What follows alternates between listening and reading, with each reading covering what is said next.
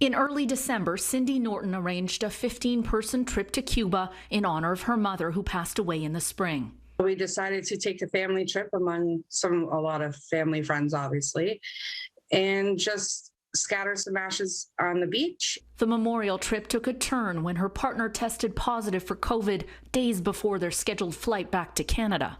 He's feeling fine. He's been fishing all week and having a ball. And now all of a sudden he's got COVID. So we're kind of freaking out a little bit. He was made to quarantine at another hotel and had to book a new flight home 2 days later. Cindy's experience is similar to Amy's. She was also in Holguín, Cuba, but at a different resort a couple of weeks later. She was forced to go to a quarantine hotel alone after she tested positive for COVID, though her boyfriend did not. It was extremely scary when they first got me. She says drinking water was limited, there was no hot water, and the food was not appetizing.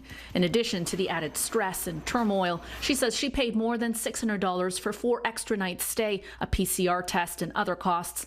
And it's not clear if she'll be reimbursed. In an effort to warn people about the risks, Amy has taken to Facebook and TikTok. If I could go back and tell my old self this and just give myself a glimpse of what I was going into, I would have 100% canceled. It was not worth the stress. She recommends traveling with your own COVID test, if only for your own peace of mind. Horror stories from travelers in Cuba, Mexico, Jamaica, and other sunny destinations being stranded after positive COVID tests abound on travel sites and Facebook groups.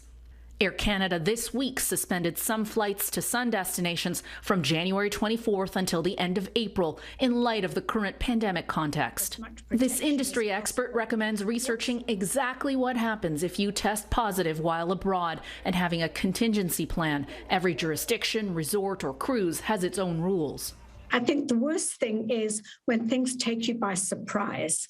That's when it gets uncomfortable. The Omicron surge has changed the risk calculation for people traveling to another country, and the Canadian government continues to advise against non-essential travel. Gaviola, Global News, Toronto.